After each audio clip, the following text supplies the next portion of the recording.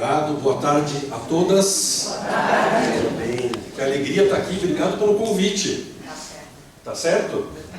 Bom, para quem conhece o canal, acho que eu vou chover uma olhada um pouquinho, mas para quem não conhece o canal, o que é um jardim onírico, né?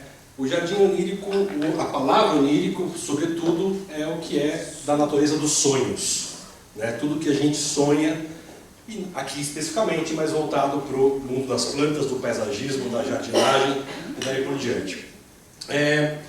São quase, no final do mês, 260 episódios que eu já fiz, mais ou menos com uma duração de 38 minutos, então dá algumas longas metragens aí, em que eu tive a oportunidade de estar com os maiores paisagistas do Brasil, com os melhores jardins do Brasil, jardins mais simples, mas também mais profundos. E é um pouco disso que eu quero dividir com vocês, para além de uma parte da horticultura que me encanta, por exemplo, como chifre de veado, né? Platycerium. Foi a minha obsessão, o meu hiperfoco nos últimos 5 anos, vamos dizer assim. Mas antes disso foram roseiras, e eu saí da minha visita hoje ao Jardim Mão Verde, né? Então, com a promessa de fazer doação do meu David Austin, que é a minha roseira do coração, que eu trouxe da Inglaterra, que em casa já não dá mais para eu ter, então vai para um jardim que possa tê-lo em maestria. Obrigado pela manhã que a gente teve, inspiradora. Bom, sem mais delongas,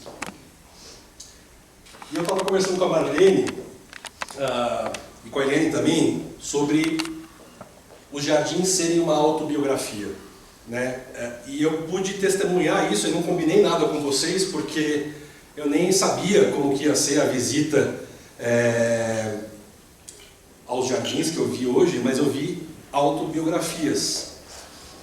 Por exemplo, esse é um dos grandes autobiógrafos do Brasil. De todo modo, ele é um dos maiores autobiógrafos em atividade, né? Tem outros autobiógrafos que já não estão mais entre nós. Dona Regina é uma delas, e eu tive a oportunidade de ver o jardim dela e fui ciceroneado, muito bem ciceroneado, por 2 sejatianas maravilhosas. Então vamos lá. O Harry, eu vou fazer uma pergunta que acho que eu já sei a resposta. Eu vou perguntar: quem que é o paisagista aqui?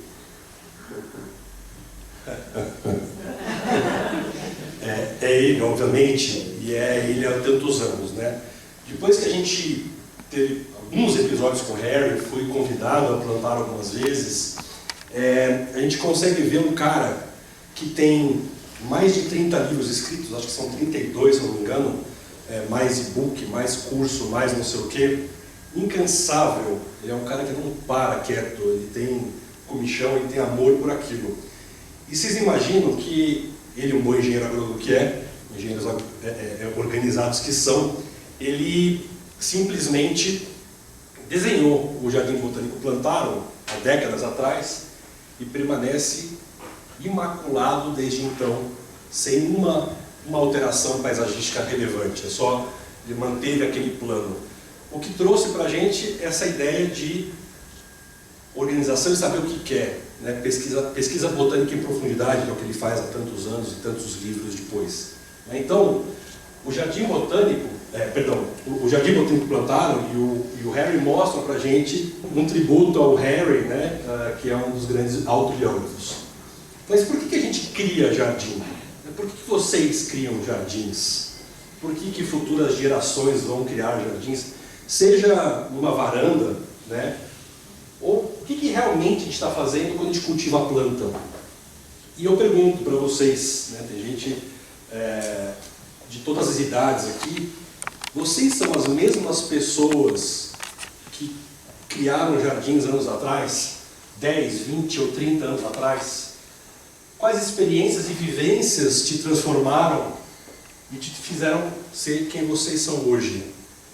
Tudo isso nos compõe, tudo isso faz quem somos, né? E você acha que o seu jardim daqui a 10 anos ou 10 anos atrás seria o mesmo? Seja daqui a 10 anos, eu vi hoje no Mão Verde que tinha canteiro que não existia há 6 meses atrás lá, né? Tá evoluindo, né? Até a maneira de se cultivar, entender as plantas em seus lugares, se eles vão bem naqueles lugares ou não, né? Então, são respostas que os jardins nos dão. E você, né, eu fiz essa pergunta, inclusive, para a Marlene, se ela começaria um jardim hoje como ela começou há 25 anos atrás. Cada um tem que pensar nisso, né? Eu tenho um jardim e ele é uma matéria fixa. Eu falei do Harry agora há pouco que o desenho do plantar não mudou substancialmente. Mas eu vou mostrar para vocês 2 descobertas recentes que ele fez na horticultura que ajudam ele a transformar o jardim dele em alguns canteiros. Então, eu obviamente roubei essa frase adaptada, obviamente, eu adaptei. Mostre-me teu jardim, direi quem és. Por enquanto, pelo menos por hoje, porque a gente vai mudar. Esse jardim, alguém... Que turminha! Ótimo! Que delícia! Muito bem, Buller Marx. Talvez o maior autobiógrafo da história. Ele está lá no panteão dos grandes do mundo, né? Infelizmente os brasileiros ainda não identificaram isso da melhor maneira possível. Aliás, eu vou fazer um jabá rápido, dia 22, 23 e 24 de maio, vai ter um evento lá no sítio Roberto Buller Marx, que é onde aquela foto foi tirada, que vai ser a primeira jornada de botânica e paisagismo tropical. Tá? Eu vou estar lá, enfim, vai ter muita gente, o Harry Lorenzi vai estar lá, uma turma vai estar lá. Mas, enfim, eu falei do Harry e falei do Buller Marx. A gente pode falar de cada uma de vocês. Mas o que impede os jardins de hoje em dia a refletirem as nossas identidades, as identidades mais profundas do quem somos? O que impede? Eu poderia descrever e discorrer cada um dos 8 conceitos ali. Uma aceleração crônica do tempo, desconexão do natural, mercantilização de tudo, são acontecimentos e coisas que estão acontecendo na comunidade de uma maneira geral. Mas eu vou me aprofundar em 4 aqui com vocês, que é a cultura de tempo como resultado. Quantas vezes, né, essa é uma foto recente de uma visita a Casa Cor em São Paulo, em que o paisagista tem que dar um impacto imediato, né, ele tem que trazer aquele volume. Se a gente olhar esteticamente, tecnicamente, não me parece uma composição problemática, tão linda, mas ela certamente tem excessos, porque ela precisa cumprir com o tempo daquela exposição.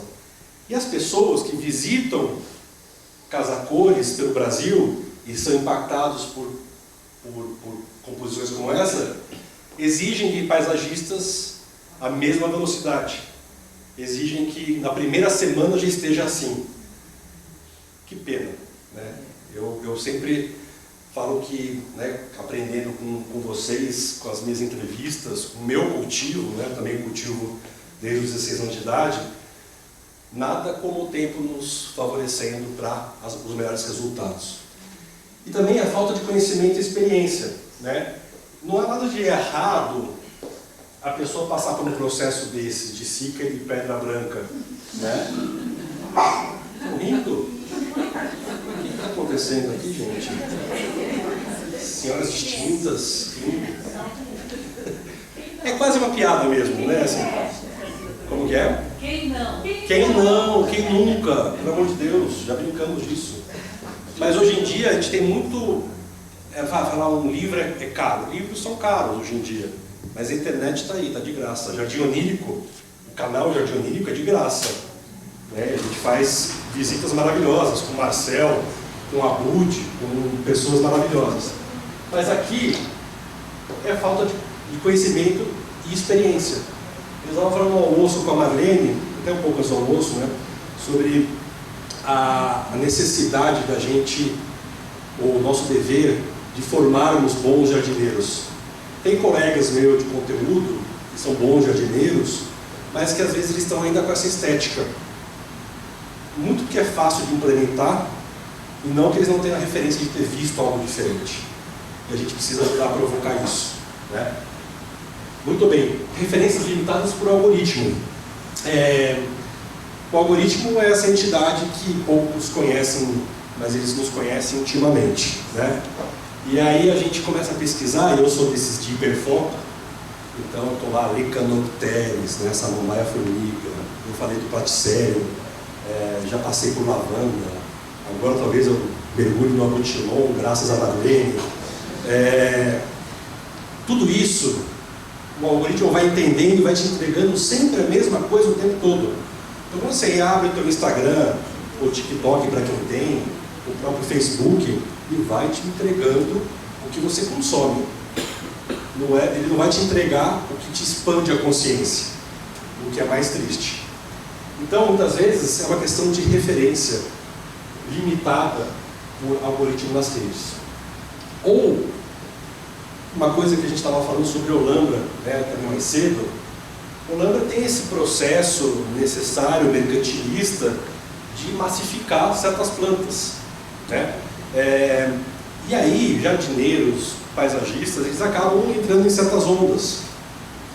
E tem uma onda que está aí há bastante tempo, e eu não sou contra ela, eu gosto da planta, até uso em projetos meus, que é a Amaranta charuto, Calatheia lutea, né? Aqui, por exemplo, é um paisagismo que tecnicamente está bem legal, né? Você tem um bromeliácea ali, tem algumas aráceas, e de repente tem um paredão de Amaranta charuto. Tecnicamente não tem um grande problema, mas poderia ter uma biodiversidade, né? Então essa é uma provocação que a gente tem que ter no entendimento de que a nossa biodiversidade nos entrega muito mais do que uma fileira de Amaranta charuto. Então a industrialização do mercado e de plantas e de outros mercados ajudam a gente a cair nessa. Por exemplo,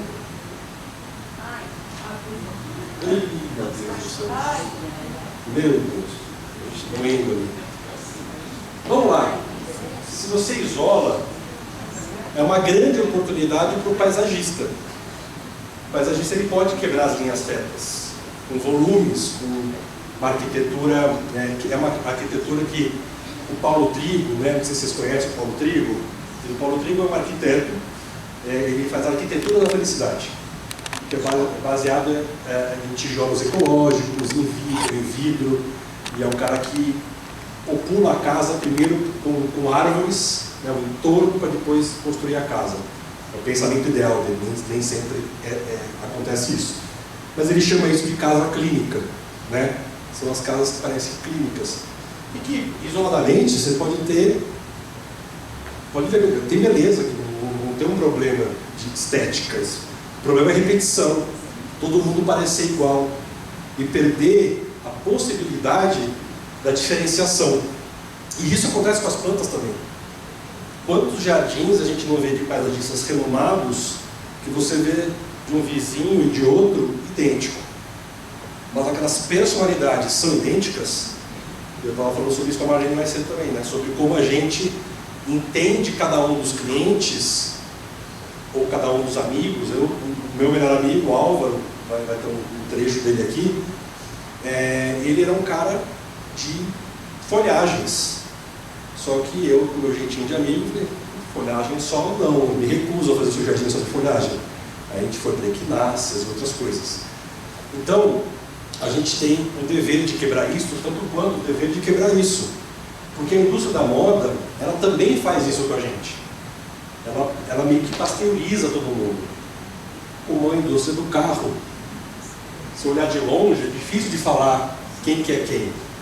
Eu mesmo só talvez diferenciaria aí claramente Porsche, porque tem um design um pouco diferenciado. Mas no geral, e essa indústria, é isso que acontece, né? Muito bem, então os jardins dos dias de hoje muitas vezes se tornam padronizados, acelerados, e o que às vezes traz essa rapidez são intencionalmente instagramáveis, ou seja, é o jardim para o Instagram, ou o jardim para o coleguinha, né, para falar, eu sou melhor que o meu vizinho, o jardim que é feito simplesmente para uma festa, e não necessariamente para horticultura e para a gente curtir. Muito bem. Então, jardim perfeito não existe. Ou será que existe? É o que eu chamo de jardim onírico de cada um. Cada um sonha de um jeito, cada um vive de um jeito, cada um tem uma personalidade. Então, o meu jardim, ele é um caos criativo, eu vou testando muita coisa. Eu amo muito begônias, para quem segue o canal sabe que eu amo begônias, e encontrei uma maneira de cultivá-las que é difícil de perder uma. Vou ter umas imagens aqui para vocês. Mas o jardim onírico, ele é um jardim que é o perfeito de cada um. Ele existe. Pode ser, eu brinco, né? Eu já fiz alguns episódios em apartamentos muito pequenos, na região da República, em São Paulo, que são apartamentos mais limitados, em que você tem lá 4, 5, 10 vasos, é o onírico daquela pessoa. E está ótimo. Então não tem nada a ver com tamanho, tem a ver com intenção. E aí eu chego, depois de alguns anos de horticultura e muitos episódios, quase 260, como eu falei, são 5 dimensões que eu entendo de um jardim onírico. E a primeira delas é a botânica, uma dimensão botânica, que é você entender profundamente das plantas que você quer ter. Eu amo mandacaru, mas meu jardim é super úmido, eu não dou a condição, não dou um berço elevado para ele, não dou drenagem, eu não vou ter mandacaru. Eu vou ter mandacaru talvez por uns meses, mas depois acabou. E aqui é uma foto de novo do Harry, que acho que vocês vão encontrar daqui a algumas semanas, né? Aqui é um momento muito emblemático da última visita que eu tive com ele.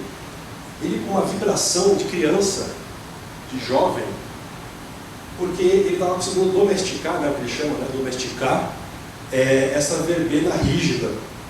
Uma verbena como a bonariensis, só que estruturada. A bonariensis é molingote, é difícil adestrar uma bonariensis, né? Mas uma rígida como essa, que de fato o nome traz o que ela é dura, ela é rígida, é possível. Então, aqui é só para ilustrar que a gente, entendendo de botânica, tem tantos livros e tantas literaturas disponíveis, tem a revista de vocês, inclusive, que ajudam isso, né? A gente consegue ter jardins oníricos. Aqui, vamos ver se o áudio vai ajudar aqui. Bom, aqui, deixa eu mostrar. A gente está há muito tempo procurando plantas que tenham, façam papel de tapete, né, como gramado, mas que não sejam gramas, como é o amendoim, por exemplo, né? Mas que tenha flores, que sejam bonitas. Então, essa é uma planta que infelizmente as pessoas eram para pisar em cima, não estão pisando, porque esse é o objetivo aqui. Mas quem tem que pisar em cima disso, Harry? Não, porque é justamente isso, ela tolera o pisoteio, isso que a gente quer mostrar, né? E sempre florido, muito tempo. Uma alternativa aqui da região mesmo, né? Gomphrena serosioides. E acho que dá essa florzinha ainda, maravilhoso. Hoje eu entrei de CT, porque ninguém está querendo pisar. Você de casa demais, e aí já. E o Harry, ele fala muito isso, né? Como que ele teve contato de novo com a Gomphrena e com outras? Andando na rua de São Paulo, até lá de Nova Odessa, de onde ele mora, onde plantaram, olhando para o chão, na fresta de rachaduras em calçadas. A Gomphrena, ela se dá ali muitas vezes. E aí ele pega aquilo com aquele olhar, vou fazer um canteiro disso.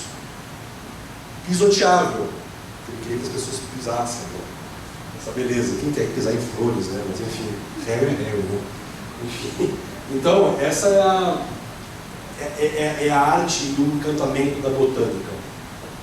Que quando bem utilizada, ela pode ter o serviço da estética, né?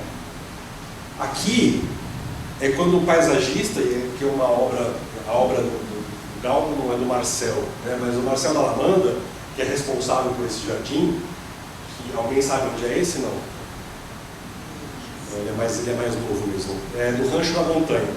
É o jardim do Bruno Galhaço e da Giovanna Eubank, que é um jardim que está, daqui a 20 anos é outro jardim, ele está em implementação, ali era tudo pasto, né? Então está sendo implementado. Mas o entendimento do Marcel é de que, poxa vida, quem é o protagonista aqui? É a casa, de pedra, vidro. Então tem uma forração baixa, né? Ali tem um capim, mas a estrela, nesse caso, é o galgo, né? Ou aqui, quem que é a estrela? São as montanhas. Já é a natureza. Já está pronto. Já é um quadro. Não precisa de mais nada, né? E aqui isso para mostrar que é uma estética a serviço de uma casa numa montanha que está sendo implementada. Eu já vou entrar um pouco mais em detalhes aqui sobre esta parte específica. Ou aqui um jardim inglês romântico, né, o cottage garden, né, o romantic garden. Ou aqui uma varanda de uma pessoa que é louca por plantas, com 500 e tantas vasos dentro de um apartamento pequeno. Tem uma estética, né? Tem um pouco de caos, mas tem uma estética, né? Isso, somado, formando uma ecologia. E aí a Marlene estava falando sobre a biodiversidade. E um dos episódios mais legais do canal, do primeiro ano do canal, a gente cruzou com o Fabiano Bender, que é um cara que ele criou um jardim biodiverso, chama Biodiverso o jardim dele. O Fabiano Bender é um querido, e ele nos impressionou com a maturidade ecológica, de ecologia, de botânica do jardim dele, que entregou também uma estética surpreendente, né? Aqui o uso de, por exemplo, onde que é o ponto? Aqui, por exemplo, né, Philodendron verrucoso, que é um filodendron maravilhoso, que ele pode ser tanto rasteiro quanto epífita, e aqui o glorioso, que é basicamente rasteiro, e conversando com tantas outras forrações aí. Aqui já é o jardim onírico, esse caos do meu laboratório, né, lá em casa, em que eu tenho aqui uma begônia serrapitipétala, conversando aqui com uma flamingo soul. Oi? Obrigado. Aqui uma floração, e isso tudo aqui, gente, é indoor, é dentro de casa. Isso aqui não é aberto. Porque eu criei um ecossistema para isso, já vou falar sobre isso já. E aqui, ó, micro-orquídea, enfim, poderia ficar falando de todas as espécies aqui. E tem a história das nativas, né? Tem nativas versus exóticas. Eu sou do time das nativas mais as exóticas. E as exóticas, desde que não sejam invasoras. A gente não precisa colocar em risco a nossa biodiversidade. Aí eu estou com o Cardinho, fiz muitos episódios com o Cardinho, somos amigos. Tanto quanto eu sou amigo do Marcel, e os dois têm alguns atritos ali, como conceituais, nada no campo pessoal. E eu acho que os dois estão corretos. A gente pode e deve ter as exóticas não invasoras. No episódio no Inhotim, lá com o Juliano Borim, ele falou que o Inhotim mesmo, né, que é um jardim botânico de primeira linha, preserva de 20 a 30% do seu acervo de exóticas. Por quê? A gente não sabe quem vai sobreviver daqui a 20, 30, 40 anos. Que plantas que vão sobreviver no ambiente de um mundo mais quente. Porque está esquentando. Isso já é irreversível por enquanto. E aí, será que uma planta, né, eu vi lá no laboratório do Inhotim, muito interessante, um ambiente, como se fosse uma geladeira, o tamanho de uma geladeira, freezer, assim, em que tem um aporte maior de CO2 e um aporte maior de ultravioleta. O que vocês acham que acontece com as folhas nesse caso? Oi? Pode queimar. Mas vamos dizer que não queime. O que está acontecendo nas experiências de Inhotim, isso ainda não virou artigo, mas é só um spoiler para vocês, é que as folhas estão diminuindo de tamanho. Porque elas ficam preguiçosas, elas já têm mais aporte de CO2, mais aporte de ultravioleta. A fotossíntese fica mais fácil. E aí você começa a ter menos sombra, você começa a matar subbosque. Então é um processo muito interessante, porque isso é ciência, né? Muito bem. Outra dimensão que essa é inegociável, a gente não tem poder sobre ela, sobre escolhas botânicas, sobre escolhas estéticas, sobre o resultado ecológico a gente controla. Mas isso aqui, gente, vocês sabem melhor do que eu, a gente não controla. Aqui, um exemplo de uma obra do Marcel, da Lavanda, que reparem aqui na escada, o antes e 6 meses depois. Né? Olha só a riqueza que é isso, mas são 6 meses, um ano. Isso jamais estaria assim no dia seguinte da obra pronta, ou do paisagismo implementado. Né?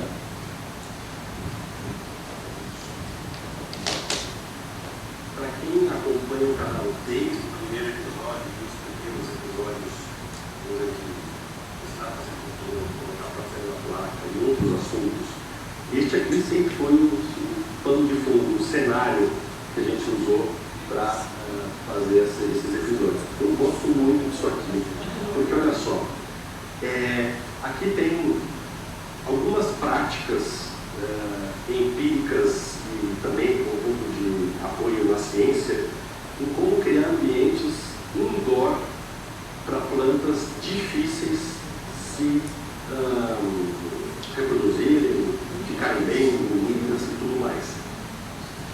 Isso aqui, gente, é fruto do tempo. Só vou voltar, eu vou colocar o vídeo inteiro de novo, mas olha só como era a parede atrás.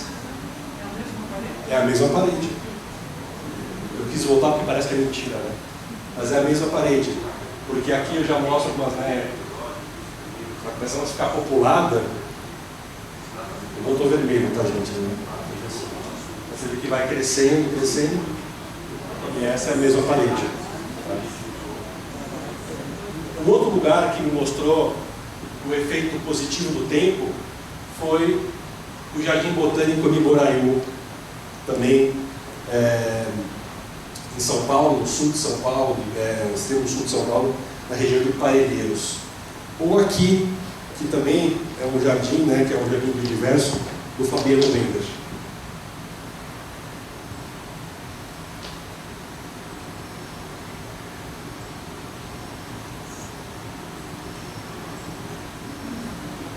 As pessoas, elas não entendem que as plantas, a natureza tem um tempo que é delas. Esse tempo nunca vai ser o mesmo do desejo das pessoas, da ansiedade. Então, o seu desejo, o que você quer, bacana, mas é uma coisa que você tem que trabalhar numa outra seara.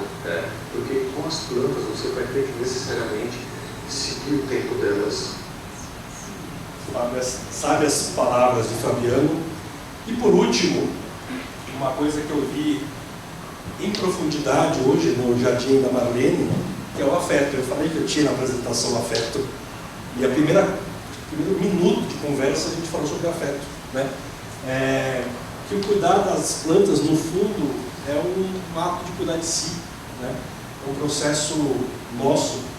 E o caso da Eliane, e eu me emociono quando eu penso nisso, a Eliane, professora da rede pública de ensino, ela era casada e a esposa dela morreu do nada, assim, não era esperado, ela estava doente, nada, foi um infarto fulminante, dormindo, e elas tinham um sonho, que era criar um jardim botânico novo para a cidade de São Paulo. E ela, com esse baque, ela poderia ter simplesmente vendido tudo e, sei lá, feito alguma coisa na vida diferente, mas ela resolveu doar 14 hectares de terreno dela para a ONG que foi constituída para ela poder fazer o Jardim Botânico em Miboraiu. Então é um jardim botânico que nasceu com afeto no dia 1. O conceito de Miboraiu é muito importante porque ele abrange o amor em todos os sentidos, até o amor fraterno, do tipo assim, se eu tiver que fazer um mal para você, eu prefiro fazer um mal para mim, eu prejudicar você, entendeu? E ela deixou um grande, está deixando um grande legado no estado de São Paulo dentro da ideia de afeto. E aqui, Juliano Morim, que eu falei agora há pouco, do Inhotim, aqui é uma obra do Inhotim, e a Yokozama tem uma obra do lado esquerdo, que é uma obra fechada. E o Juliano tinha a missão de criar um jardim para poder deixar as pessoas na fila organizadas em um jardim, em um paisagismo. E aí a obra da Yokozama tinha a ver com o fundo do mar. Ele falou, como que eu posso reproduzir o fundo do mar na parte de fora, na fila? Ele quebrou a cabeça, pensou o quê? Ele buscou, basicamente, bromélias, que parecessem corais embaixo do mar, pedras e efeitos que pudessem ser os peixes, e foi um resultado absolutamente emocionante. Assim, eu saí de lá, vocês vão ver, eu saí de lá. Eu fiquei emocionado. Primeiro que a instalação em si, eu nem vi a obra do artista, que é consagradíssimo, sabe disso. Extasiado. Que o pessoal em casa também está, só que este episódio chega ao fim. Uma explosão de emoção, porque isso aqui foi. Que legal. Que ridículo. Lindo, isso aqui é lindo demais. É potente, cara. Potente. Demais, cara. Que legal. A ideia é essa. O fato dos jardins aqui emociona. Emociona. Os jardins emocionam, né? Eles não têm a missão necessariamente de emocionar, mas eles podem emocionar, pelo menos, a nós mesmos, né? Emocionar o nosso dia a dia, o nosso entorno, né? E esse afeto todo. E aqui é uma outra pessoa que, acho que eu nunca falei isso no episódio, como precisa, eu posso contar para vocês, que é Dona Estela. A Estela, eu já fiz alguns episódios com ela, e a Dona Estela, ela é uma das, não sei se todas conhecem, mas em São Paulo ela é muito famoso, dona da Daslu, né? aquela loja, aquela empresa, né? De alto luxo. E depois ela vendeu, e aí ele entrou em casa e ficou com o negócio. Ela tinha saído antes do problema todo que deu depois. E é uma casa de afeto. Ela é uma pessoa afetuosa, e isso transforma e transmite em todo o jardim dela. Vamos ver aqui.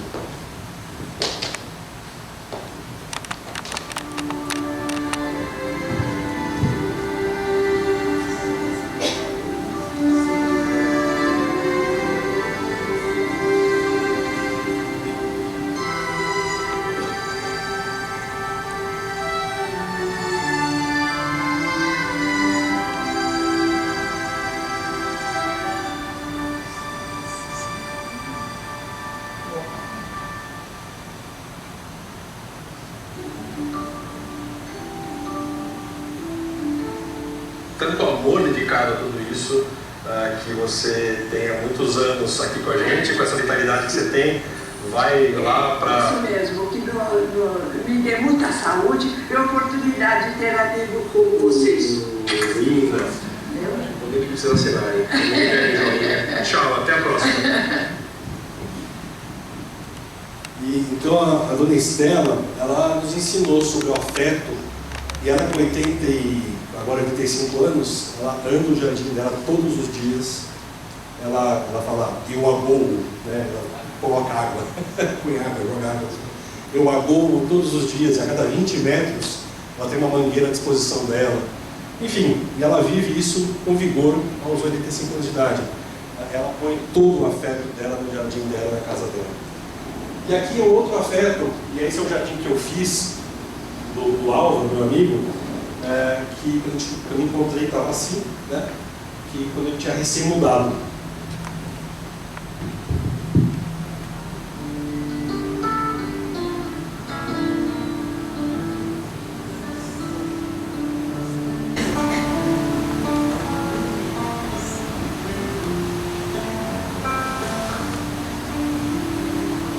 Tem caos, tem bagunça, e acho que eu comecei a aprender a viver isso. E isso é muito especial, acho que o jardim, eu tinha essa expectativa do jardim, que acho que está me transformando mesmo, está me curando, é um processo curativo. A gente tinha passado por um ano muito difícil na vida dele, vários acontecimentos, e o jardim de fato ajudou ele a curar, e esse afeto que ele entregou para o jardim devolveu para ele em também paz de espírito, paz de espírito e autoconhecimento. O que é único para você? Única é a nossa casa. Construção nossa diária de... A gente vai cortar.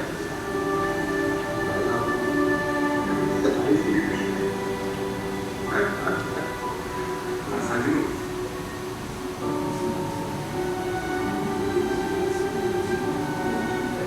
Vai cortar, vai Bonito para mim é o nosso jardim, é a nossa casa, porque é um processo interminável nosso de sonho, da onde a gente quer que essa casa chegue. Como o Abud falou, né? A integração, o jardim é uma integração não só com a casa, com a arquitetura, mas com a vida. E essa frase do Abud, né, que grande paisagista, a gente também teve a oportunidade de estar com ele, tanto quanto a Panfatim, uma outra grande paisagista, fala sobre isso, da integração da casa com o jardim. E se não estiver integrada de um jeito afetuoso, as coisas não vão acontecer, né? Então, eu acabo traduzindo também as 5 dimensões para algo do conhecimento, da cabeça, mas também do coração, equilíbrio, alma e saúde mental, né? A gente tem cada vez mais a oportunidade de mimetizar, estar com a natureza, e as sejatianas não deixam mentir, porque isso traz longevidade, calma, tranquilidade, né? Então, independentemente das dimensões, todos os jardins contam uma história, né? História de quem decidiu cuidar de si e ter uma troca saudável com o mundo, né? Mais sensível. Seja um sítio inteiro, e aqui eu reforço o que eu falei lá atrás, aqui no Rancho da Montanha. Por que eu peguei esse trecho do Rancho da Montanha? Porque aqui tem um baobá, aqui tem plantas de Madagascar. Este é um jardim absolutamente africano, porque foi uma homenagem do Bruno Galhaço e da Giovanni Beck aos filhos adotados que eles adotaram na África. Então, é uma troca sensível, como seja um sítio inteiro, ou seja um quintal muito normal, que é o quintal da família Spadari, do casal Spadari, da Sueli e do Vanderlei, que é um quintal de quem ama a planta, a diversidade, o tanto de planta que eles têm lá, e não necessariamente tem um pensamento estético em primeiro lugar. Tem a botânica em primeiro lugar. Uma das 5, algumas dimensões estão naquele jardim. Tem gente que pode levar, eu não acho bonito. Eu acho, mas tem gente que pode não achar. Eu prefiro o que o Marcel faz, eu prefiro, enfim, outra coisa. Mas um quintal padrão Brasil também é onírico, né? Não precisa ser grandioso. Ou o Jun, que é um episódio mais recente, de um cara em início de carreira, 20 e poucos anos, arquiteto, também tem uma arquitetura mais, pensamento arquitetônico dele é mais fluido, de sustentabilidade. Ele tem basicamente o jardim dele é esse corredor e mais um trechinho para a esquerda, só que eu nunca vi em 260 episódios suculentas tão bem cuidadas. Uma paixão pelas plantas e um cuidado estético, botânico. Ele pensa no substrato, no mínimo detalhe, o que tem que ir ali. E aqui eu vou fazer uma parte, porque eu sei que algumas sejatianas têm uma curiosidade sobre o mundo do chifre de veado, e esse episódio a gente fala um pouco sobre isso. Tem outros episódios no canal que eu falo só sobre chifre de veado, tá? Alguns episódios bons, inclusive com o Luiz Neto. O Luiz Neto é um médico ortopedista da Rede Dor, no Rio de Janeiro, e que ele é um dos maiores especialistas de chifre de veado no mundo, não é nem no Brasil, no mundo, um grande representante global.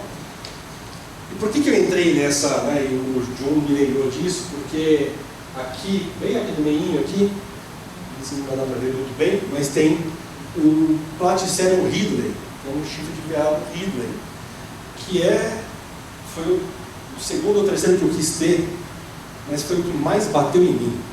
Eu queria tê-lo, mas ele não queria, me queria. O Platycerium ridley não me queria, até eu conseguir achar um lugar que eu conseguisse tê-lo, dentro de casa. Então, o chifre de veado, para mim, e eu tenho essa empreitada muito clara, que eu quero cada vez mais pessoas tenham chifre de veado em casa. Primeiro, é uma planta ancestral, ela é do tempo dos dinossauros, mais ou menos, elas são pteridófitas samambaias, se multiplicam como esporos, e você pega o Platycerium elephantotes, você olha para os veios da coroa dele, eu consigo ver um dinossauro ali, assim, no sentido de ter um DNAzinho, tá ali. Então, eu sou partidário de que a gente experimente no Brasil, para além do Platycerium andino, o andino é o único representante dos Platycerium que ocorre na América, nas Américas, todas. E ela ocorre, eu tenho avistamentos no Peru e em parte da Bolívia. E um seguidor do canal, o Ale Avaria, que é um botânico louco, ele falou: eu já avistei um Platycerium andino em uma curva de rio no Acre. E eu vou dizer que eu acredito. Por que eu acredito? Não sei se vocês sabem, mas os Platycerium, eles são pan-africanos. O primeiro Platycerium de DNA é africano. Ele ocorre na África continental e em Madagascar. E aí, como que vocês acham que foi parar tanto na Austrália, que tem o Platycerium veiti, no deserto semiárido, na região semiárida, perdão, do rio Algon, o Algon River, que é um Platycerium que dá em rocha, dá em pedra, é tão rústico que toma sol 14 horas por dia, fica 2 anos sem beber água, está vivo. E é uma samambaia, não é um cactus. Como vocês acham que o Platycerium saiu da África e foi parar tanto nos Andes, na base dos Andes, quanto na Austrália? Pangeia? Aquela folha, né? Aquela folha marrom, né? Que quando você joga, Que é os esporos. Cai, o barulho não para. Tinha uma teoria. Não, mas é boa, essa teoria é boa. Ela foi aceita até muito pouco tempo atrás. Qual é o seu nome, perdão? Belmair. Então, Belmair falou, tem fundamento. Né? Os esporos podem ter vindo via correntes marítimas. Ou até pelo ar, né? Aí sim. Então, não é nem exatamente o ar, são ventos intercontinentais de altitude que fizeram, né? Então você tem uma chuva muito forte, ou tem um tufão, ou algum evento meteorológico forte, os esporos eles sobem, né, porque é muito leve, eles sobem para as nuvens de altitude, como os nimbos e afins, né, e com a diferença de pressão sobe ainda mais e pegam os ventos continentais. Por que a música, eu não vou cantar para vocês, não vou fazer vocês passarem por isso, mas de Caetano Veloso fala que as areias do Saara, né, ocorrem em Roma e também em Nova York, pelo mesmo motivo, pelos ventos de altitude, porque a areia do Saara acontece por lá. Por isso, os esporos é a mesma coisa. Então, eu sou muito fã dos Platycerium, eu posso ficar 2 horas com um deles. Quem quiser bater um papo sobre eles no intervalo de conversa, e eu estimulo que tenha Platycerium chifre de veado em casa, porque é uma adição. Platycerium, Platycerium.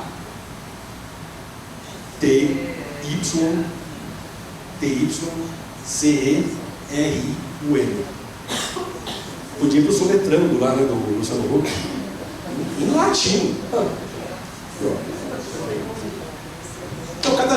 Jardim revela um pouco de quem o cultiva, né? Que é dar desenvolvimento, fazer progredir, né? Dedicar-se a.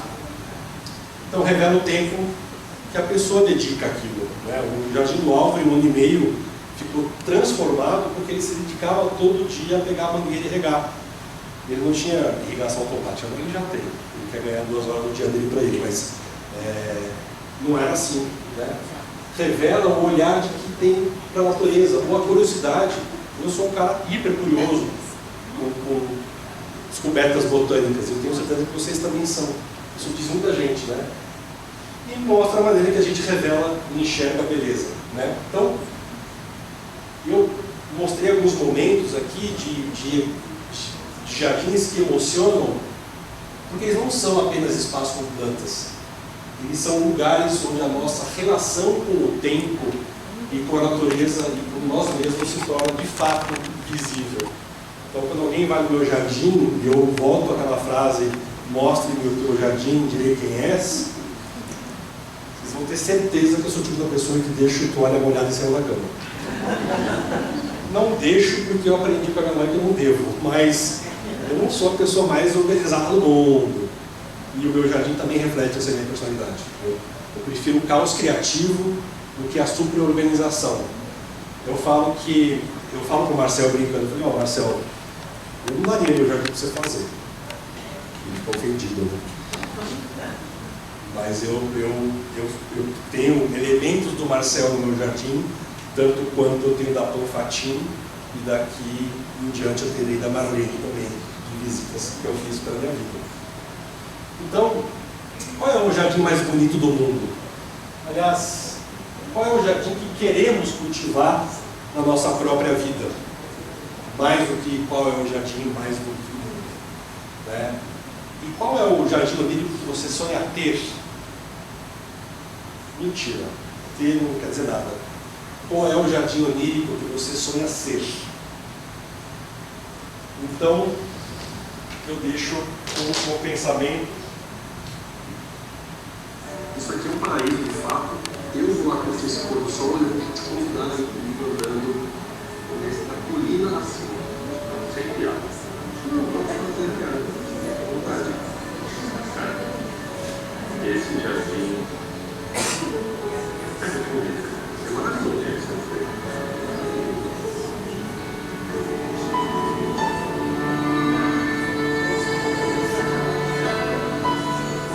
Acho que eu aprendi isso com meu pai, cara, e com a minha avó paterna, Dona Miloca. Eles sempre respeitaram muito a natureza, sempre me fizeram acreditar que nós somos parte da natureza, sabe? Sempre respeitei os animais, qualquer ser vivo. Eu acho que isso me alimenta.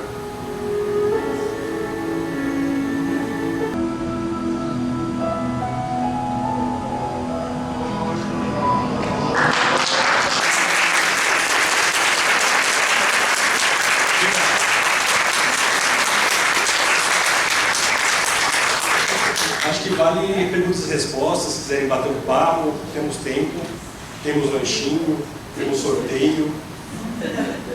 E para quem não conhecia o canal, só apontar o celular. Oi?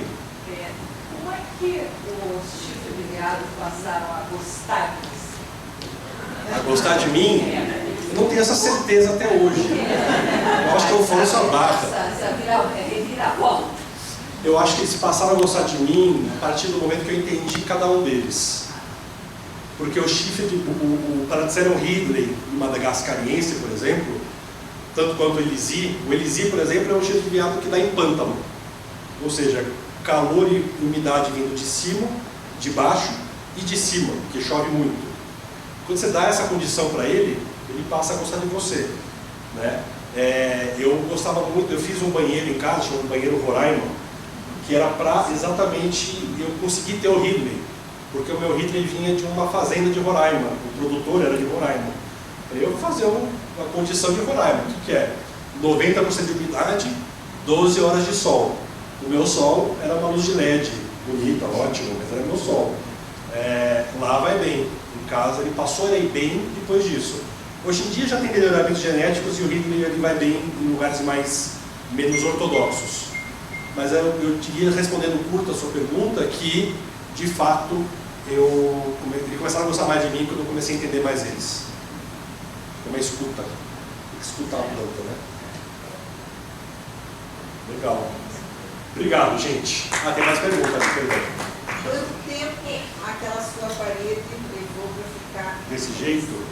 daquele jeito? Vou dizer que, é que agora ela está já numa evolução dela mesma, né? Mas eu diria que depois que eu coloquei uma irrigação dedicada, que é uma chuva que eu coloco, né? Que você acha que deu para ver a imagem ali, 2 anos. 2 anos. Porque ali eu realmente coloco irrigação 2 vezes por dia, por 1,5 minutos, 2. É parede de tijolo, que ajuda a absorver. Então, igual vaso de barro, eu não uso vasos de plástico, eu particularmente não gosto como estética, mas entendo quem usa, até para arace, para entulho, filodendro e afins. Mas eu só uso vaso de barro. Aí pergunta, mas por que você não perde planta com vaso? Não, eu não perco planta, porque eu aumento a irrigação nos primeiros 6 meses, ele fica hiperidratado, ele passa a virar um grande músculo, né? Ele fica uma microbiota até, inclusive, exatamente. E depois você pode até diminuir a irrigação. Então tem uma dedicação nos primeiros 6 meses. Depois, ele vai. Claro.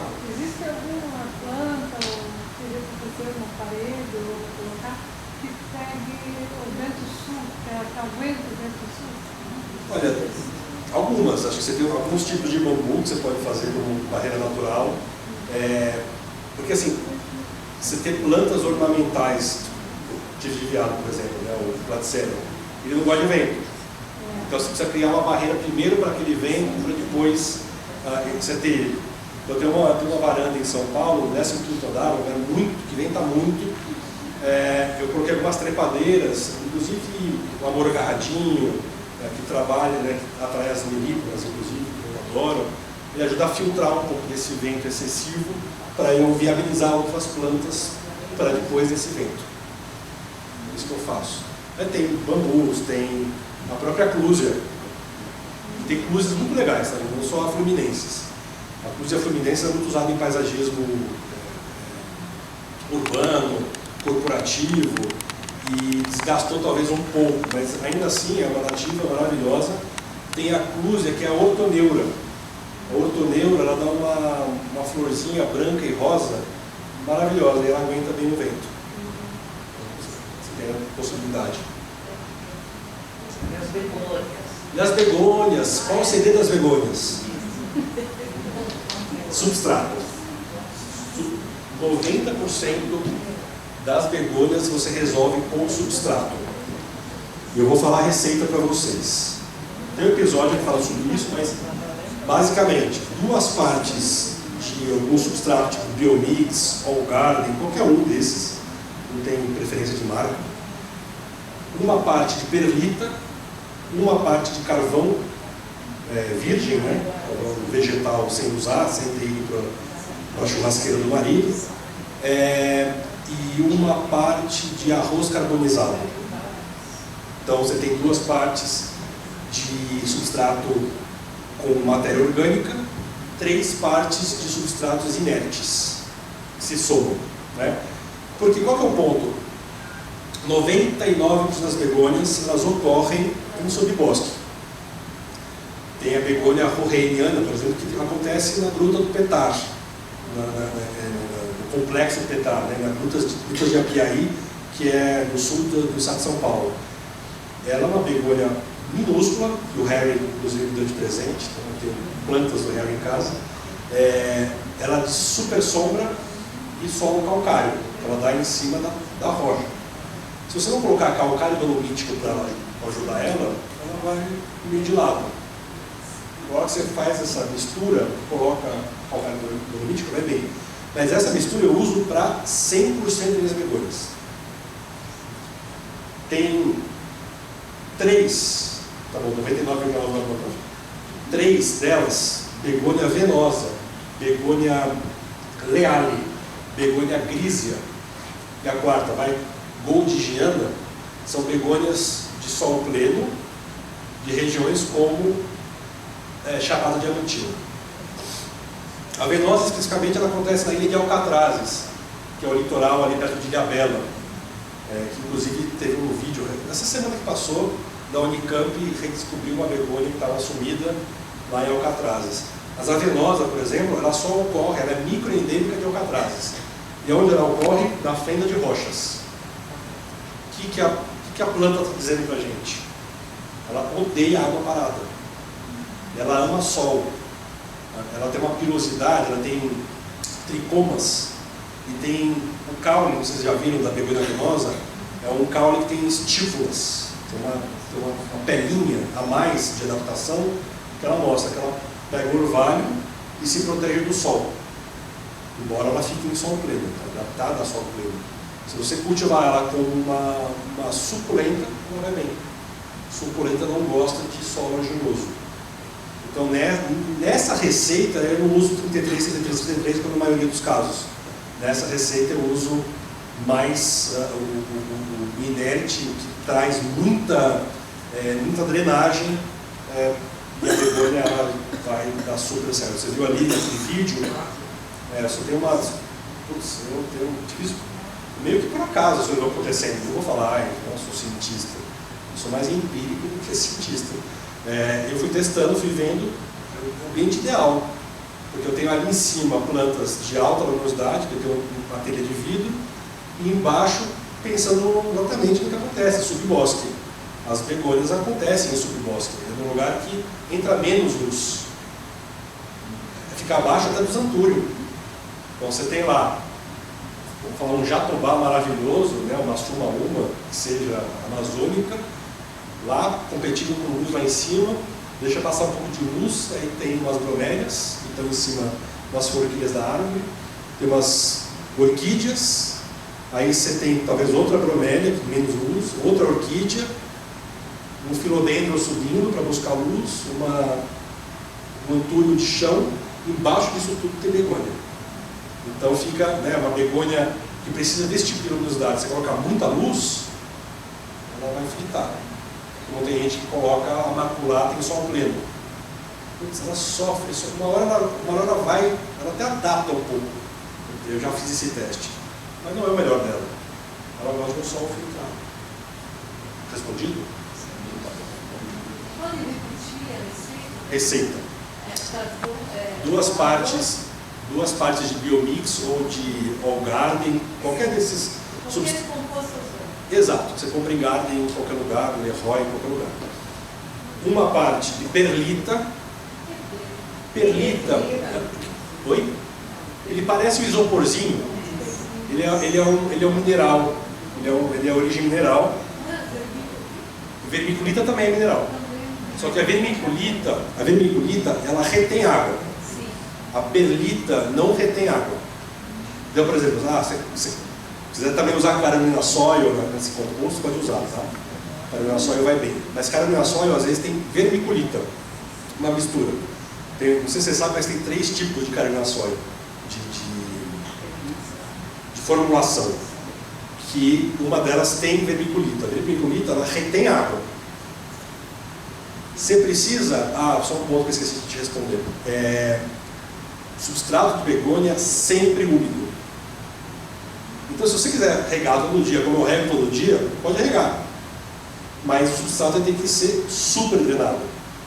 Ele não pode reter água. Então, por isso que essa composição, ela responde 90% do problema. Porque a água você pode regar, não tem problema, pode jogar água todo dia. Ela vai sair todo dia.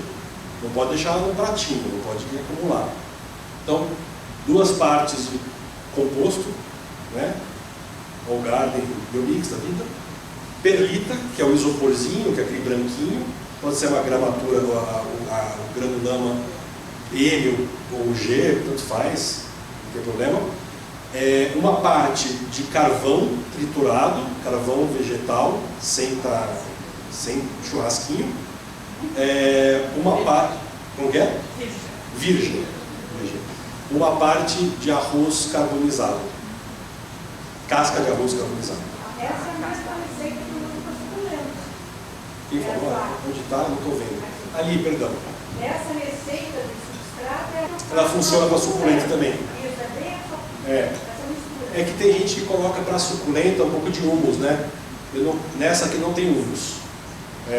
Mas serve para suculenta, serve para rosa do deserto, serve para alguns tipos de samambaia.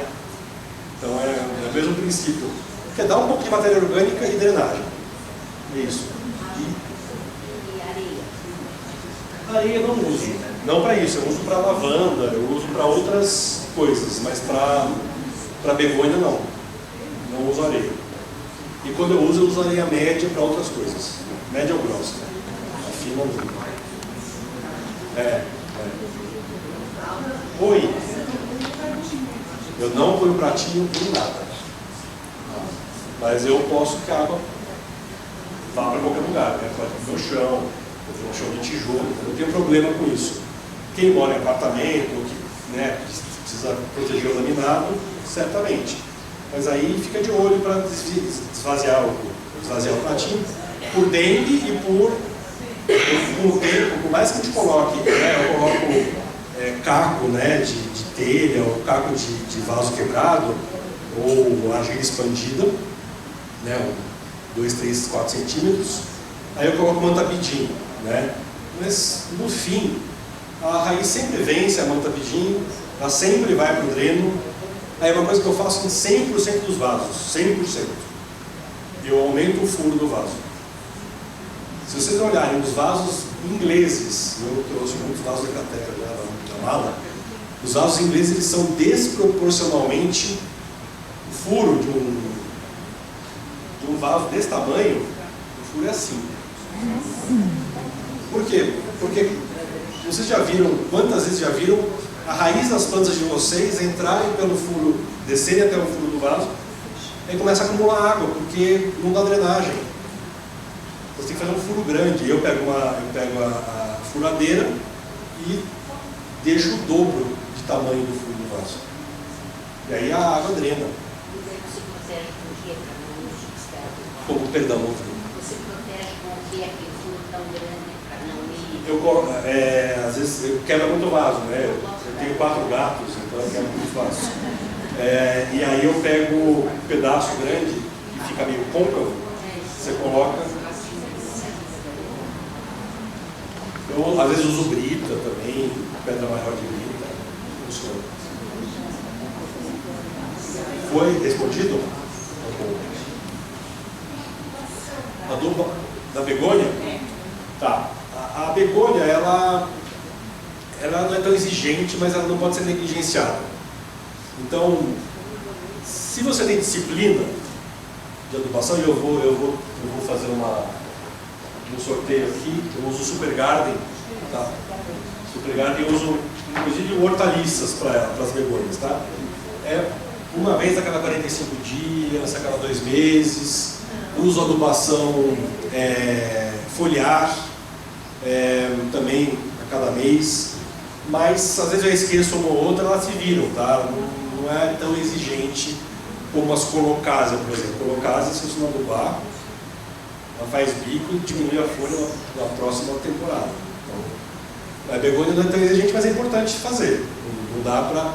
Claro, você tem uma begônia, por exemplo, Caraguatubensis, tem uma folha enorme, tanto quanto a Melanopulata, que também tem uma folha enorme, a Begonia Gerrit, a Moisese, que são folhas grandes. Se você não der o aporte nutricional para elas, as folhas não vão ficar no seu esplendor. Vai nascer, não vai ficar daquele jeito. Então, ela não é exigente, mas não negligencia. Begônia é uma paixão nacional, né? E tem tanta gente com medo de begônia. Você tem medo? Tem medo de begônia? Não, comer a flor de begônia é uma delícia, inclusive. Vocês comem flor de begônia? Azedinha.